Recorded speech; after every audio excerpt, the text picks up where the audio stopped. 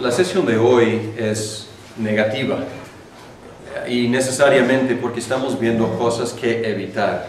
Estamos viendo errores comunes exegéticos que Orozco llama falacias exegéticas. Es la unidad 5 de Orozco que ya han estudiado.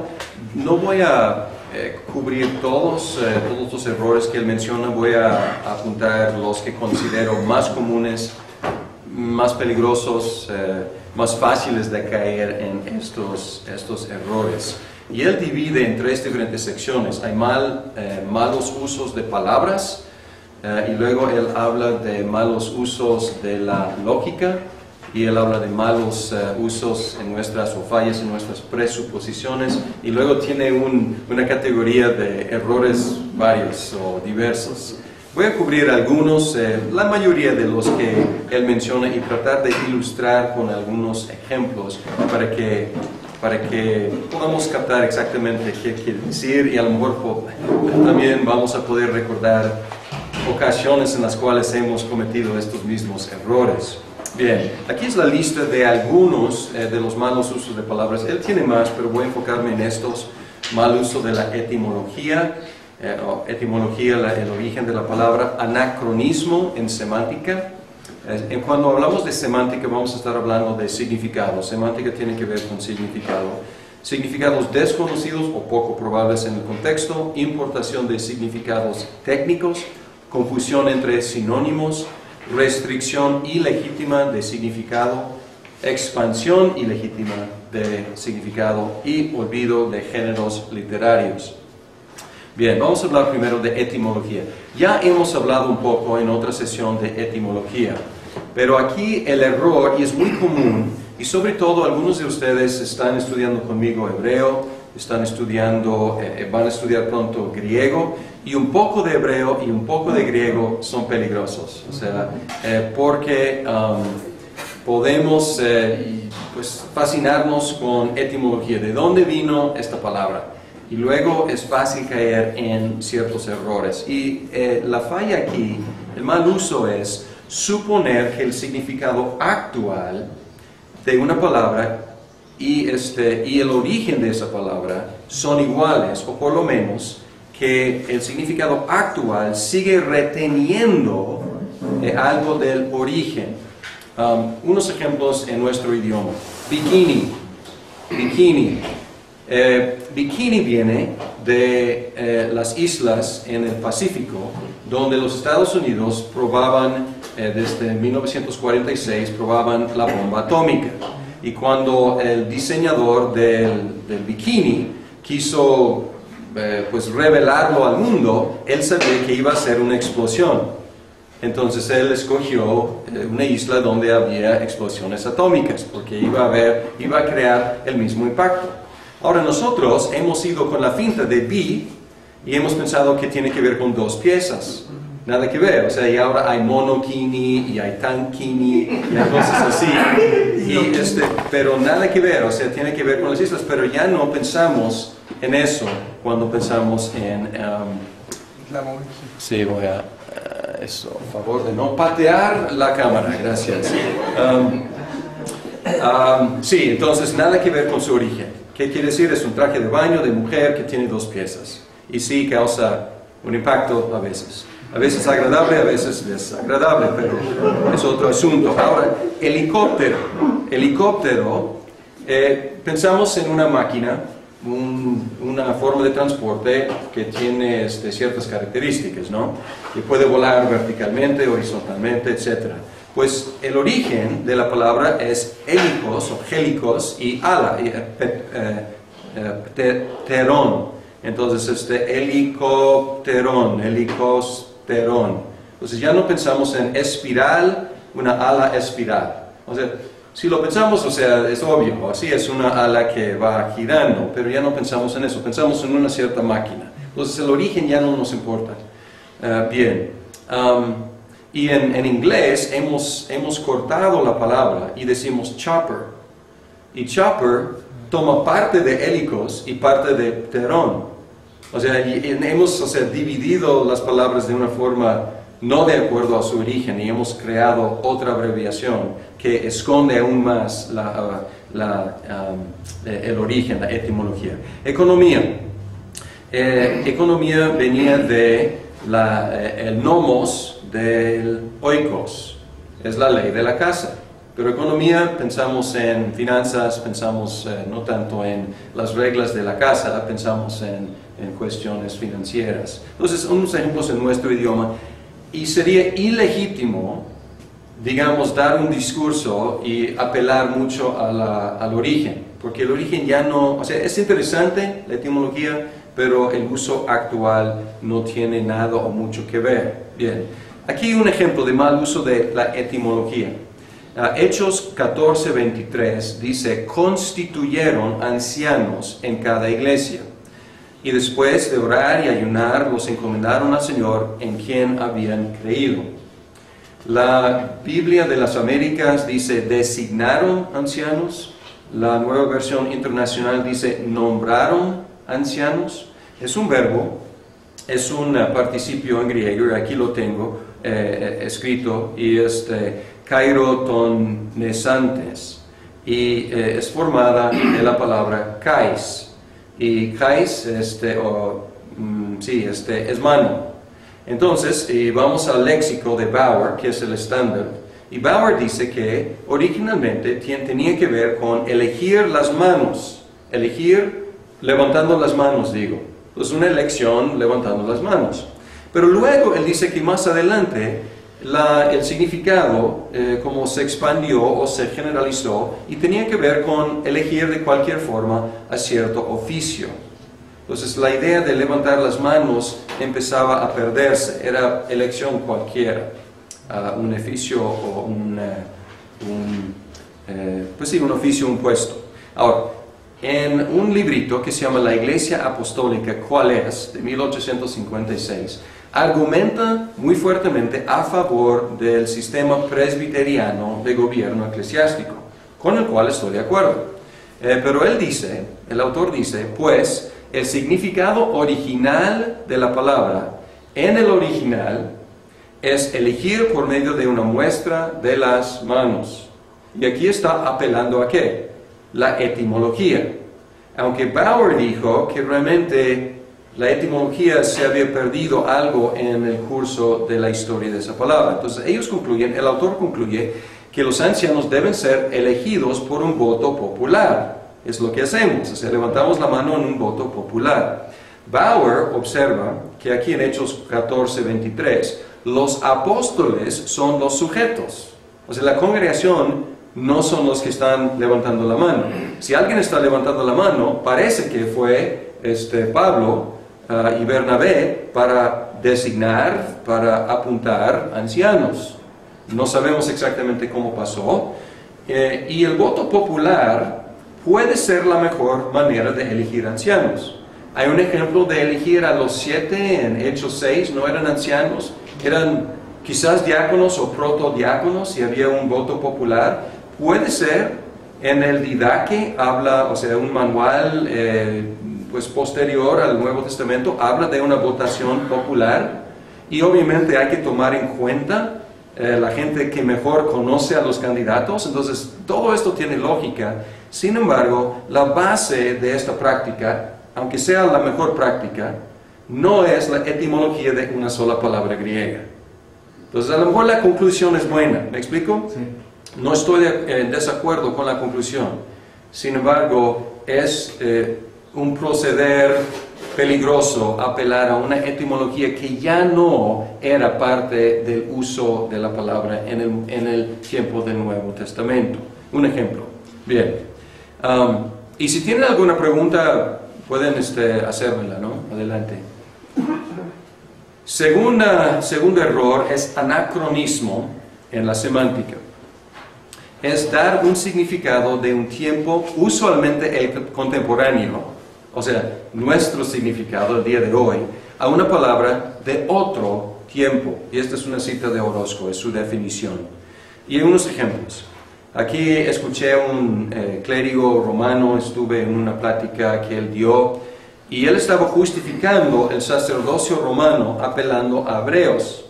Y en Hebreos dice, unos cuantos hombres son tomados de los hombres para funcionar como sacerdotes. Ahora, esto es un autogol porque el argumento en Hebreos es que estos levitas y este sacerdocio ya desapareció. Entonces realmente está súper fuera de contexto. Sin embargo, además de ser fuera de contexto, hay un error ahí. Él dice la palabra sacerdote. Y su audiencia en México, ¿en qué piensa inmediatamente? Sacerdote católico. Exacto.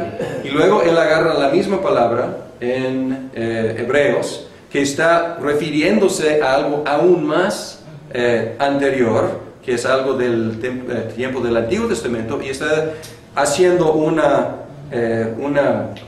sí, más que conexión, igualdad. Está diciendo que sacerdote, lo mismo. Entonces ahí es importar nuestro significado actual al Nuevo Testamento, en lugar de ver el significado en su época. Colosenses 1:26, hay una... ¿Está mal ahí? No, es que...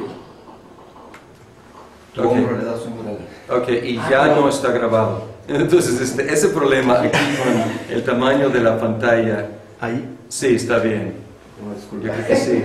Yo creo que sí. Todavía aparece ahí en la grabación. No, regreso un poquito. No, está bien. Un poquito más, sí. Esto está perfecto, muy bien. ¿Estoy tapando algo? Pues a lo mejor tengo que... o en la grabación la mitad de mi cara. Ok, muy bien. Ok, en Colosenses 1:26, Pablo escribió acerca del misterio, y la palabra es misterion, misterion o mysterion en griego. Y él dice que, déjeme leer qué dice, Colosenses 1:26. Dice, el misterio que había estado oculto desde los siglos y edades, pero que ahora ha sido manifestado a sus santos. Entonces aquí es el misterio del Evangelio, antes desconocido, antes escondido, ahora revelado.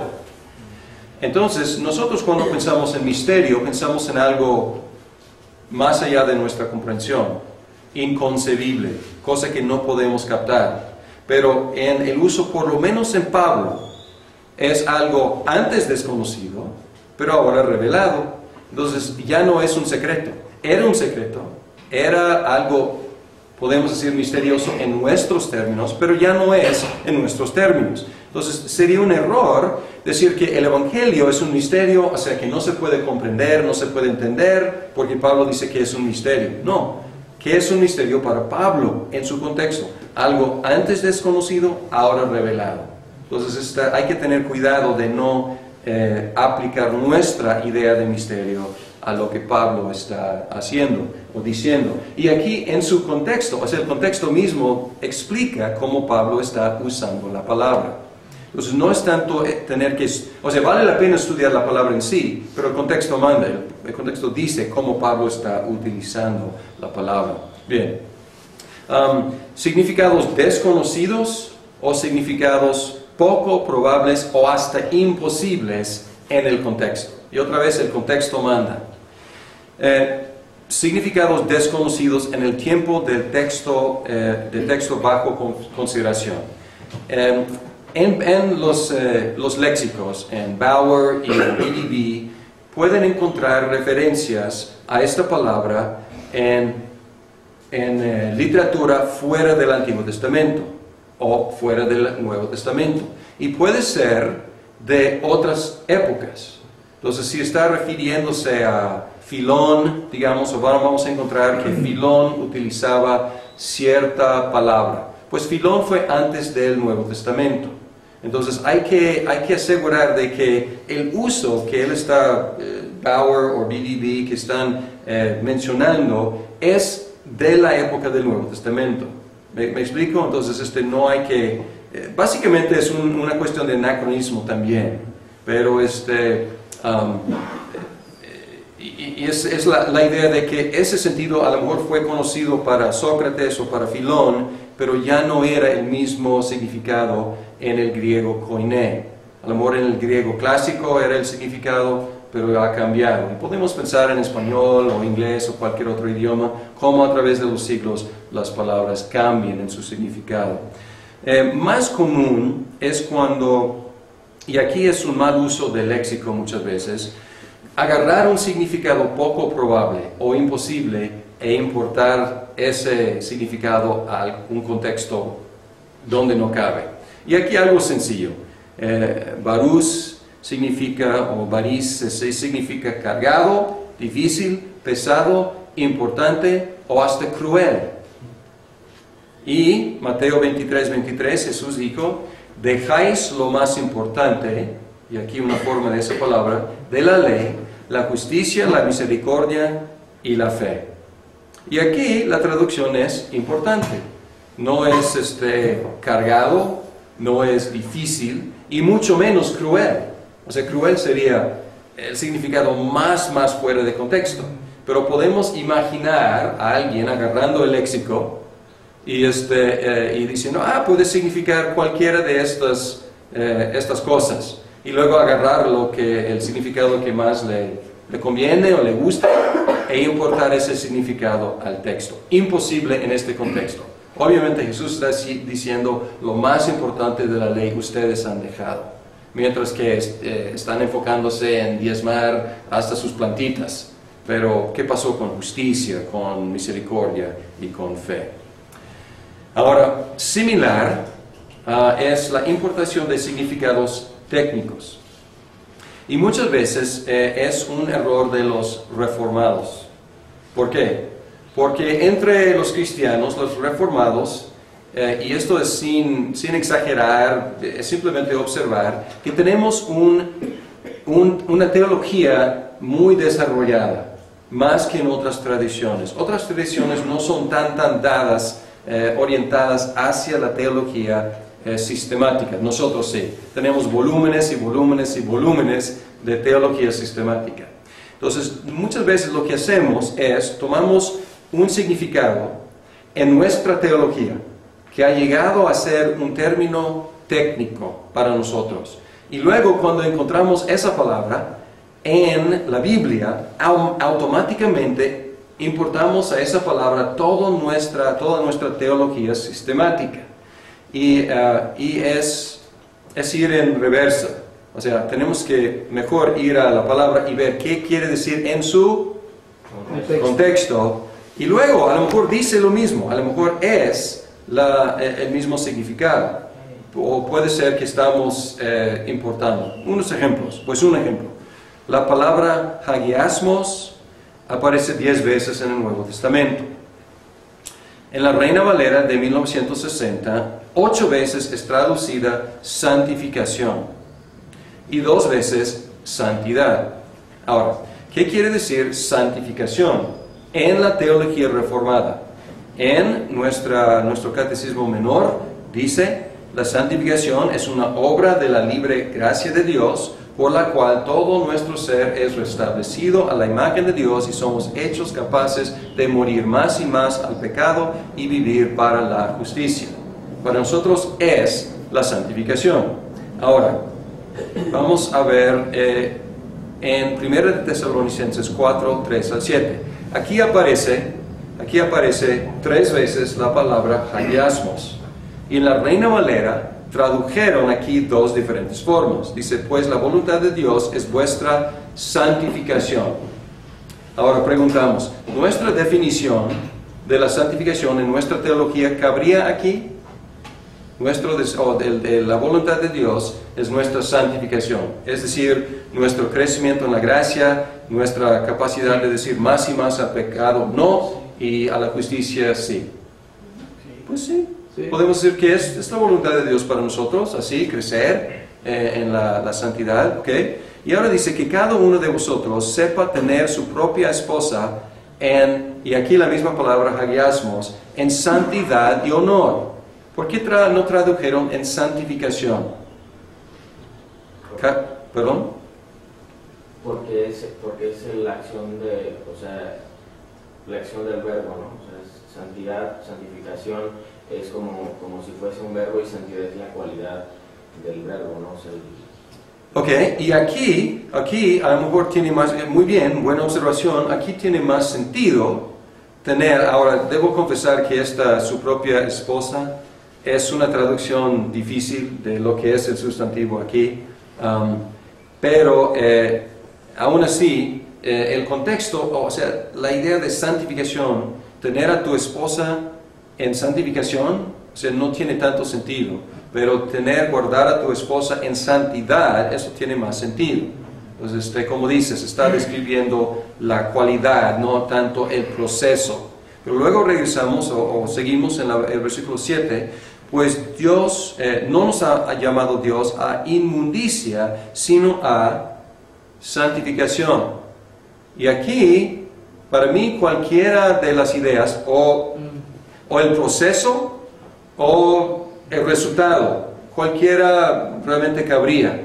Entonces, yo creo que aquí, pues, tendríamos que ver otros factores para saber cómo traducir esta palabra aquí. Pero podemos ver aquí que no es legítimo importar toda nuestra teología sistemática a una palabra. Bien. Confusión con los sinónimos. Y hay dos formas de confundir entre sinónimos. Una forma es tratar dos palabras como si fueran exactamente iguales. O sea, dos palabras distintas como si fueran exactamente iguales. Y aquí tenemos que tener cuidado porque a veces dos palabras en hebreo o dos palabras en griego son traducidas a una sola palabra en español y podemos ir con la finta. Por eso estamos tratando de usar Strong y estamos tratando de regresar atrás de la palabra en español y ver que a veces hay dos o hasta tres o hasta más palabras griegas o hebreas que son traducidas de la misma forma en español. A lo mejor hay más variedad semántica en griego o en español sobre ese tema, o sea, sobre ese concepto que en español. Y en español, pues, no tenemos mucha opción. Entonces, por eso, y aquí, debo poner aquí, por eso no solamente debemos usar Strong, sino también debemos aprender a utilizar las concordancias en griego y en español. ¿Por qué? Y esto pasó en esta semana, estuve platicando con uno de ustedes, y la tarea para hoy fue ver en Strong una palabra. Y lo que hicimos, y esta persona fue Mariana, vio en Strong todas las instancias de esta palabra, y luego buscamos en griego. Y hubo otra instancia en griego que no apareció en Strong. ¿Por qué? Porque en la Reina Valera se traducía o se traduce con otra palabra. Entonces no va a aparecer en Strong, va a aparecer en otro lado. ¿Está claro esto? Sí. Entonces, pero para ver todas las instancias de esa palabra griega, tenemos que utilizar la concordancia en griego. Pero Strong nos ayuda porque nos da el número, nos da cuál es la palabra. Entonces está bien empezar con Strong, pero también es bueno consultar y no ir con la finta. Y también podemos ver que pues hay diferentes palabras en griego o hebreo, y ahí tenemos más tarea. Tenemos que explorar si en esas palabras hay algo de diferencia. Entonces, un error es tratar dos palabras distintas como si fueran exactamente iguales. Y la otra confusión es lo opuesto. Es tratar dos palabras casi iguales como si tuvieran significados muy, muy distintos. Y aquí un ejemplo muy famoso, y lo he escuchado muchas veces. La gente dice que hay diferentes tipos de amor en el Nuevo Testamento. Y esto se basa en diferentes sustantivos o diferentes verbos griegos. Y dicen que philos o phileo, phileo es el verbo, es el amor humano, es el amor nada más de amistad. Y luego dice, pero agape o agapao, que es el verbo, esto es amor divino, esto es amor desinteresado, este es amor cristiano. Pero hay un problema, son dos vocablos diferentes, pero se usan a través del Nuevo Testamento intercambiablemente.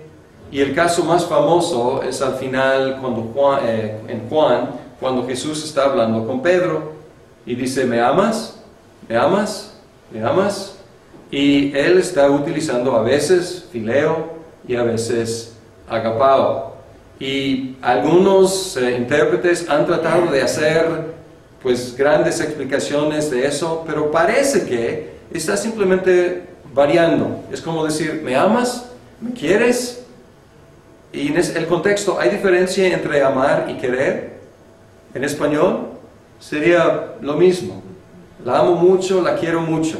Estoy abundando, no estoy diciendo la amo y además de amarla, la quiero. O sea, no, estoy como enfatizando, utilizando diferentes verbos. Parece que es lo que está pasando ahí en Juan. Bien, aunque, ¿qué manda? El contexto. Puede haber casos en los cuales hay una diferencia. A lo mejor el autor está tratando de hacer una diferencia, pero en la mayoría de los casos, no he estudiado todos los casos, pero se usan intercambiablemente. Bien, restricción ilegítima de significado. Y aquí, según Orozco, el intérprete falla en apreciar el rango total de una palabra. Yo escuché un sermón que hablaba de Hechos 28, 8 y 9, donde Pablo está ahí en la isla, después de este náufrago, y está yendo rumbo a Roma, y ahí todos los del barco se salvan, ahí en la isla. Y ahí Pablo conoce a Publio y lo sana en el versículo 8. Y lo sana usando un verbo que es iasato. Y luego en el versículo 9 dice que otros fueron sanados. Y iasato es en activo y el otro verbo es en pasivo. Entonces Pablo sanó al padre de Publio y luego otros vinieron y fueron sanados, se sanaron. Y aquí la palabra es thonton. Entonces pueden ver aquí la raíz de nuestra palabra de terapia. Es donde nosotros tenemos la palabra terapia. Entonces este predicador decía que Pablo sanó milagrosamente al padre de Publio. Pero luego el doctor Lucas estaba ahí viajando con él. Y el doctor Lucas trató médicamente a los demás. Entonces no fueron sanidades milagrosas, sino tratamientos, terapias en nuestro sentido moderno. ¿Y cuál es la justificación de esta interpretación? Dos verbos diferentes. ¿Qué significan estos verbos? Pues el primer verbo significa sanar. El segundo verbo puede significar tratar médicamente, darle terapia, puede. O puede significar sanar.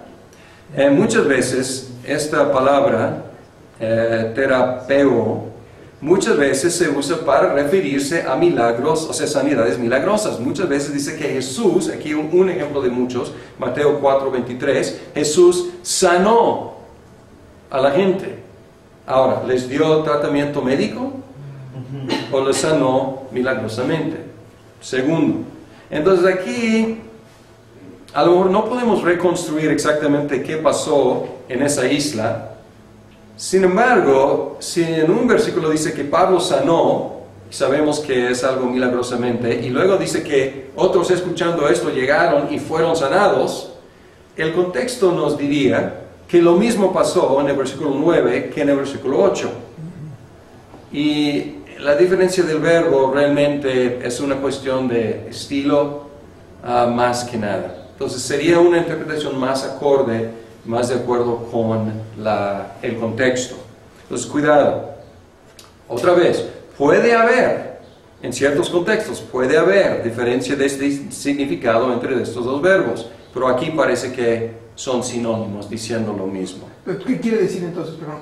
¿Que la predicación que oíste antes estaba correcta? No, o sea, el predicador estaba diciendo, Pablo sanó milagrosamente y luego el doctor Lucas les dio terapia. Pero él estaba aplicando esto a las dos palabras. Exacto, estaba distinguiendo entre dos palabras. Ajá.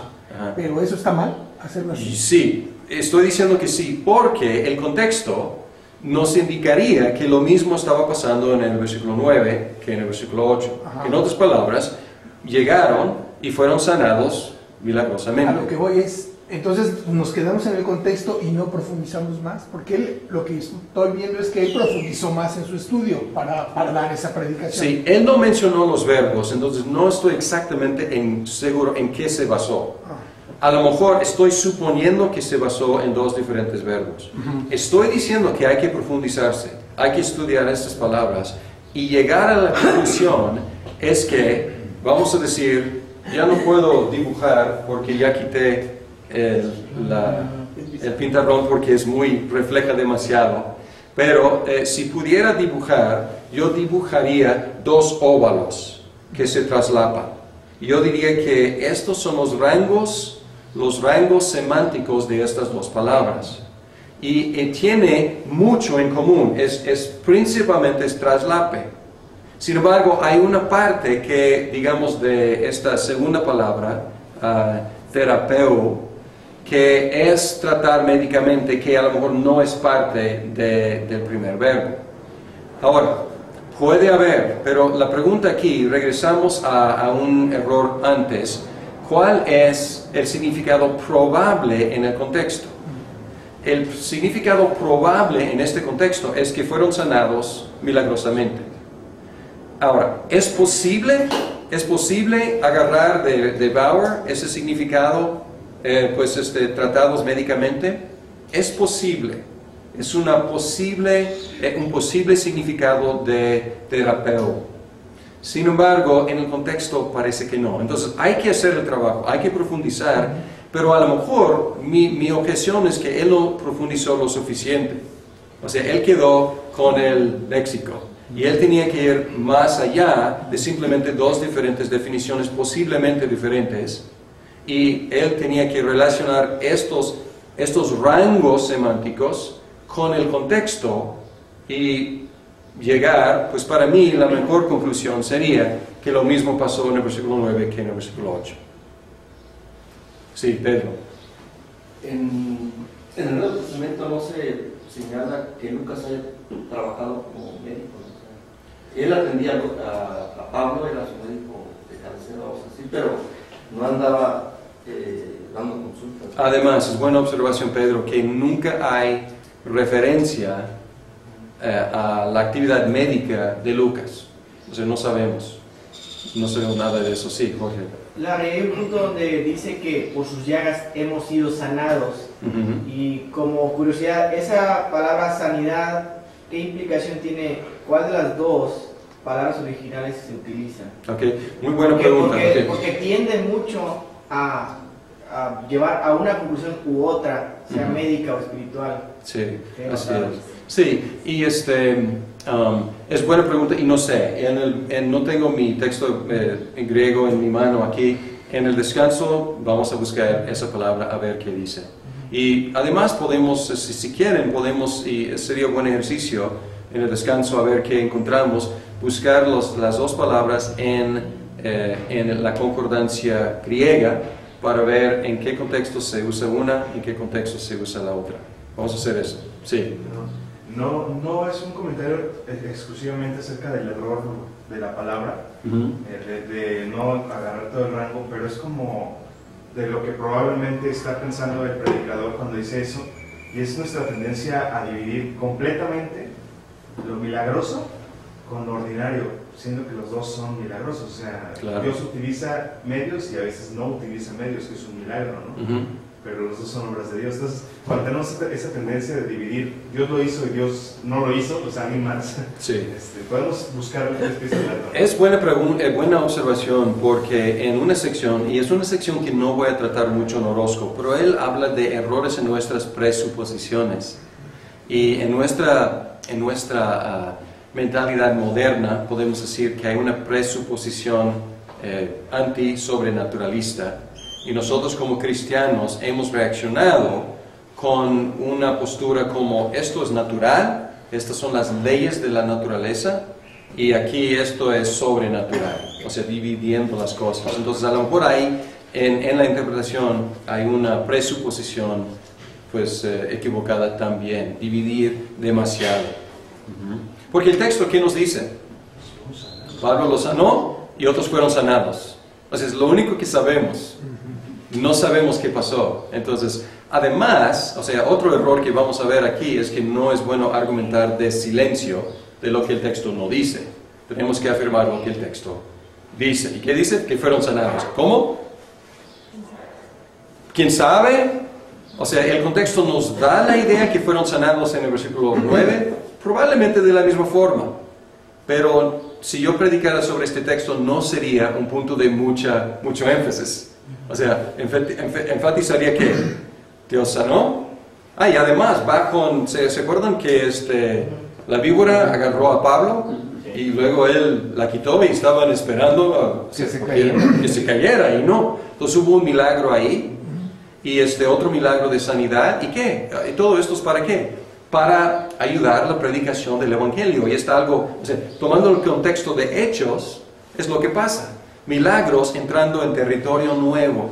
¿Para qué? Para testificar el poder de Dios y respaldar el mensaje del Evangelio. Entonces, tomando todo el contexto, pues probablemente el contexto mayor nos da la idea de que todos los que fueron sanados también fue señal. No fue testimonio a la destreza del doctor Lucas, pero señal del poder de Dios para salvar. Probablemente. Muy bien. Entonces ahí estamos expandiendo el contexto. Es algo que tenemos que hacer. Entonces sí hay que profundizar más. Y no quedar ahí con dos definiciones en el léxico. Bien, muy buenas preguntas. Y tenemos nuestra tarea para el descanso. Ahora, otro error es exactamente opuesto. Es el error de expandir ilegítimamente el significado demasiado. Y aquí en las palabras de Orozco es suponer que el significado de una palabra o frase en un contexto específico es mucho más amplio que lo que el contexto permite y que uno puede traer todo el rango semántico de la palabra al contexto. Pues esto es decir, aquí lo que estoy diciendo que es ese predicador redujo el significado de terapeuta, redujo demasiado, o sea, admitió que puede ser un milagro también de sanidad. Aquí es lo opuesto, es tomar una palabra y suponer que todos sus posibles significados caben dentro de este contexto. Algo que ya mencionamos con la cuestión de pesado, cargado, difícil, importante, cruel. O sea, suponer que todos estos contextos o todos estos significados pueden caber dentro de un cierto contexto es expandir demasiado el significado. Normalmente es un abuso de los léxicos y ahí dan más de un significado. Bien, vamos a ver un ejemplo. Según Bauer, la palabra kainos puede significar no usado, como en inglés hablamos de un new car y un used car.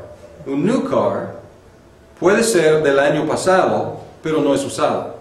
O sea, el new car es un carro que no ha sido usado todavía. Puede ser a lo mejor en 2010, puede ser de modelo 2009, pero todavía es un new car porque no es usado. Bien.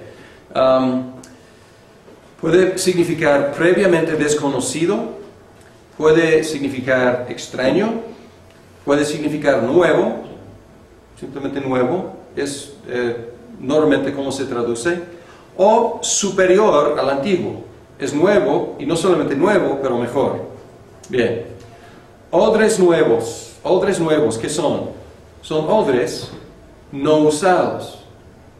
Por eso, pues son más flexibles y si echas ahí vino nuevo, los odres nuevos no usados pueden expandir con la fermentación y no se rompen. Odres viejos son odres usados. Entonces, por eso ya no, pues ya secados o no sé qué. Bien. Entonces, y ahí en Hechos, los atienses se interesaban en algo nuevo. ¿Se dedicaban a qué? A decir y oír algo nuevo. ¿Y qué significa? Cosas previamente desconocidas para ellos. En otras palabras, novedades. Los podríamos traducir aquí, se dedicaban a escuchar y hablar novedades. ¿Son cosas absolutamente nuevas? Pues quién sabe. Se pueden ser muy antiguas, pero ellos no han escuchado. Son para ellos previamente desconocidas. El nuevo pacto. El nuevo pacto es más reciente y en ese sentido es nuevo y es superior al Antiguo Testamento. No es una novedad porque fue predicho, anticipado en el Antiguo Testamento. No es algo extraño, no es una sorpresa, no es algo no usado, o sea, no cabe aquí esa idea, pero es algo nuevo y superior, una mejora, una superación de algo anterior. Entonces aquí podríamos traducir en todos los casos, en español, nuevo.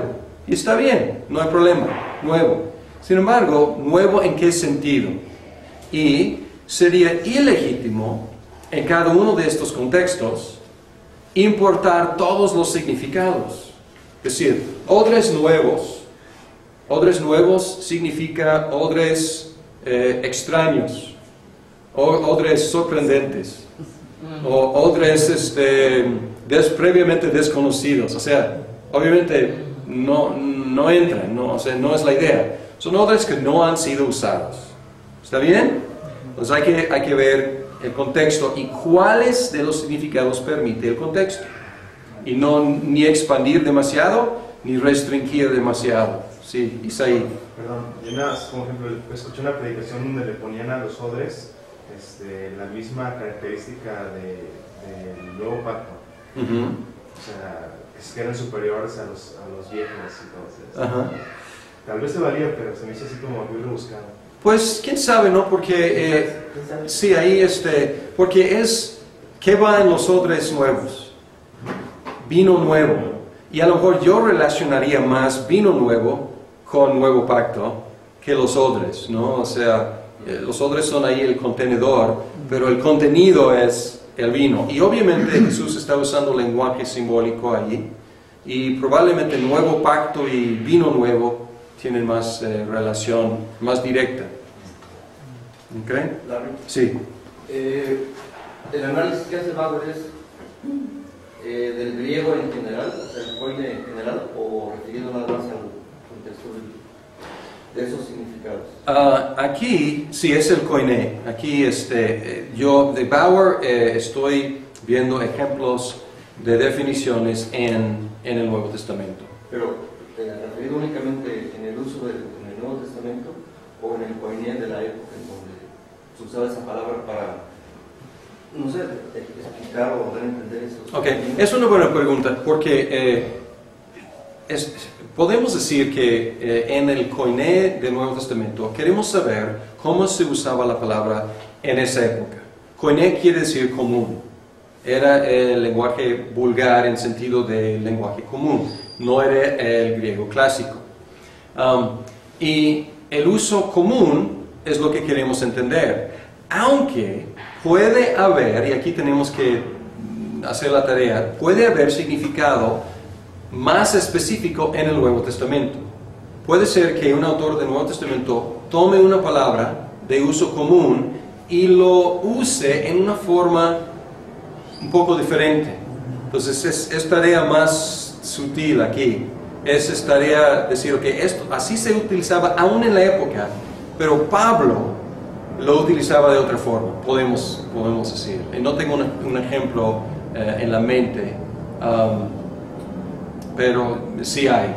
Entonces queremos saber las dos cosas, cómo se utilizaba y cómo la utilizaban los apóstoles. Y igual podemos hacer la pregunta, ¿cómo se usa tal palabra en México en 2009? Y luego podemos hacer la pregunta, ¿cómo se usa entre los cristianos? Y a veces hay una diferencia, a veces es exactamente lo mismo y a veces hay una diferencia, no me llega a la mente. Santo. Ok, muy bien. Ok, perfecto. O sea, un santo normalmente para todo el mundo es pues un personaje del pasado que ha sido canonizado, etcétera, etcétera. O figurativamente es una persona muy buena, él es un santo.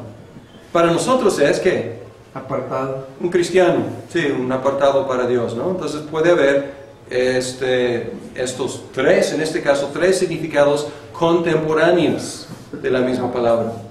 Muy bien, buen ejemplo. Perfecto. Ok, aquí, expansión, no sería correcto aplicar todos estos sentidos a todos los contextos. Y aquí, advertencia, los puntos del bosquejo del sermón no deben salir de las definiciones posibles en el léxico. Y esto se ha hecho. Estamos predicando sobre, no sé, Mateo 9, odres nuevos, vino nuevo. Mi primer punto, son odres previamente no usados. Perfecto. Segundo punto, son odres extraños. Tercer punto, son odres superiores. O sea, no hagan esto, por favor. Se ha hecho, pero por favor de no hacerlo. Hay que hacer la tarea para ver cuál sentido es el sentido que el contexto requiere. Bien, aquí el último es olvido, el último que estoy mencionando, Orozco tiene otros, pero el último que estoy mencionando es olvido de autoría y géneros literarios. Él menciona géneros literarios, pero luego menciona los autores. Y es asumir falsamente que el uso predominante de una palabra o concepto de un autor en un libro o su literatura sea básicamente el mismo en los otros autores bíblicos. Y esto tiene que ver un poco con lo que Pedro acaba de preguntar, porque puede haber un uso idiosincrático, puede haber un uso pedrino, un uso paulino, un uso de Mateo o algo así, puede haber. Y igual tenemos que, si estamos aún más lejos, si estamos en los evangelios sinópticos, puede haber algo de diferencia, pero son muy parecidos. Si incluimos a Juan, pues muy diferente. Si incluimos a Hechos, pues Hechos y Lucas tienen mucho en común. Si incluimos a Pablo, pues ya estamos en otro género y otro autor. Género de epístola en lugar de historia. Si incluimos los proverbios, no, pues ya estamos en otra época, otro autor, otros autores, otro idioma, otra cultura. Entonces hay que tener mucho cuidado. Por ejemplo, un problema clásico es definir la palabra ley. Ley, nomos o Torah. Y sería ilegítimo, peligroso por lo menos, simplemente asumir que en el Salmo 119, que es una celebración de la ley del Torah, de la Torah de Dios, y asumir que el uso de ahí y el uso en Pablo sea exactamente el mismo. Diferentes autores, diferentes épocas, diferentes palabras en griego, español, diferentes idiomas, etc. Entonces puede ser, pero no estoy diciendo que no. O sea, y Pablo utiliza ley a veces en diferentes sentidos, entonces el contexto manda ahí. Pero hay que tener cuidado de simplemente asumir si una palabra en español y una palabra en español es la misma, pues tener cuidado de no asumir que sea exactamente el mismo sentido. Por ejemplo, pues vamos a hablar de ley y algo de la dificultad. En Gálatas, si puedo encontrarlo aquí rápidamente.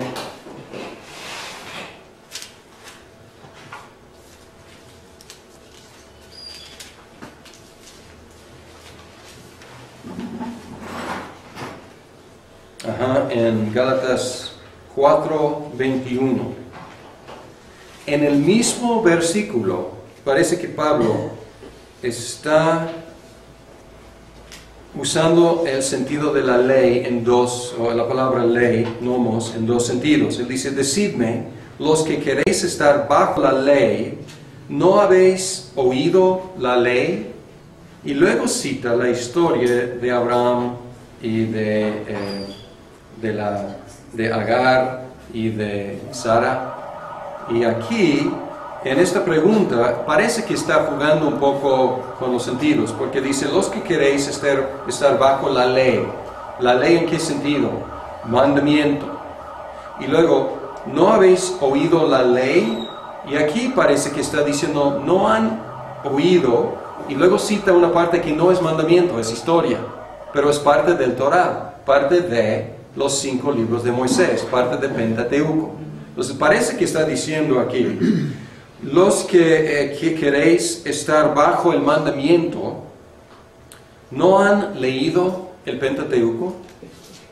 La historia que está en el Pentateuco. Entonces parece que aquí mismo hay 2 diferentes sentidos, relacionados obviamente, pero no exactamente el mismo sentido. Vamos a tener un descanso y luego regresar con otros errores de la argumentación.